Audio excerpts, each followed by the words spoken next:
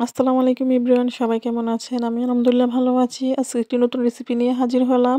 চিতই পিঠার রেসিপি খুব পারফেক্টলি আপনাদের আজকে দেখাবো। চিতই পিঠা খুব দোকানের থেকেও ভালো হবে বাড়িতে। আপনারা দেখুন, এখানে আমি ৪ কাপ পানি নিয়েছি।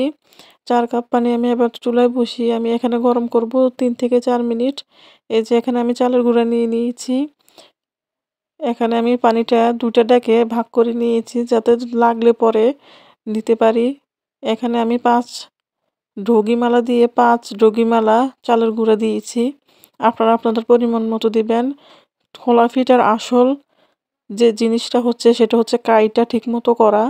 কাইটা যদি ঠিকমতো না হয় তাহলে খোলা পিঠাও ভিতরে কাঁচা থাকবে, ভালো মতো হবে না। এই যে দেখুন, আ এবার আমি এখানে দিয়ে দিলাম স্বাদ মতো লবণ। খুব ভালোভাবে মিক্স করতে হবে, লাড়তে হবে চালের গুঁড়াটা, নয়তো না হয় কিন্তু মানে কাই হয়ে যাবে। এই তো দেখুন, আমি খুব ভালোভাবে মিক্স করছি। অনেকটা টাইম নিয়ে আমি এটা মিক্স করছি। আপনারা অবশ্যই সময় নিয়ে মিক্স করবেন। আপনারা ভিডিওটি দেখেই বুঝতে পারছেন আমি যে চালের যে মিশ্রণটি কীরকম হয়েছে। একদম পাতলাও না, একদম ঘনও না, একদম মাঝারি সাইজের হয়েছে। ঠিক এরকম করলে আপনারা পারফেক্টলি চিতই পিঠাটা বানাতে পারবেন বাসায়। আমি আপনাদের বারবার তুলে ভিডিওর মধ্যে আপনারা দেখতে পাচ্ছেন, বারবার তুলে দেখাচ্ছি। এখানে আমি একটু চেখে দেখছি যে লবণটা হয়েছে কিনা। দেখলাম না, লবণটা হয়েছে। চুলাতে এবার আমি খোলা বসিয়ে দিলাম। এখানে আমি একটা মাটির খোলা নিয়েছি। খোলাটা আমি খুব আগের থেকে খুব গরম করে নিয়েছি। আগুনের তাপটা কিন্তু বেশি দিতে হবে। এই তো আমি ১ ডুগি মালা চালের গুঁড়ার যে মিশ্রণটা এটা দিয়ে দিলাম ঢাকনা দিয়ে। ৩ থেকে ৪ মিনিট। এই দেখুন কতটা ফুলেছে, কতটা সুন্দর হয়েছে। আপনারা অবশ্যই বাসায় ট্রাই করবেন।